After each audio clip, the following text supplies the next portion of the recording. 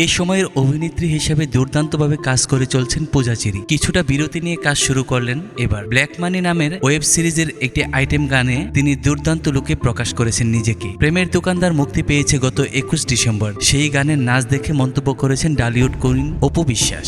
প্রকাশিত নতুন গানটি 3 মিনিট 44 সেকেন্ড দৈর্ঘ্যের, যেটিতে আবেদনময়ী রূপে দর্শকের সামনে হাজির হয়েছেন পূজা চেরি। গানটি অন্তর্জালে প্রকাশের পরেই নায়িকার প্রশংসায় পঞ্চমুখ ভক্ত ও শুভাকাঙ্ক্ষীরা। এদিকে শোবিজের সবাই জানে পূজা চেরিকে ছোট বোন বলে ডাকেন ডালিউড কুইন খ্যাত চিত্রনায়িকা অপু বিশ্বাস। তিনিও দেখেছেন পূজার গানের ভিডিওটি, যা নিয়ে প্রশংসার বার্তা দিয়েছেন নেট দুনিয়ায়। প্রেমের দোকানদার গানের ভিডিওটি অপু বিশ্বাস তার ফেসবুকে শেয়ার দিয়ে লিখেছেন, আমার ছোট বোনটা এত দারুণ নাচে।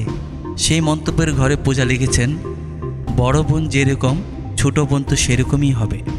ব্ল্যাক মানি ওয়েব সিরিজটি জানুয়ারির প্রথম সপ্তাহে মুক্তি পাবে ওটিটি প্ল্যাটফর্ম বঙ্গেতে। উল্লেখ্য, দীর্ঘদিন পর রায়হান রাফির সঙ্গে কাজ করছেন পূজা চেরি। রাফির প্রথম সিনেমা পুরামন 2 দিয়ে নায়িকা হিসেবে পূজার যাত্রা শুরু হয়। সবশেষ তারা কাজ করেন দহন সিনেমায়।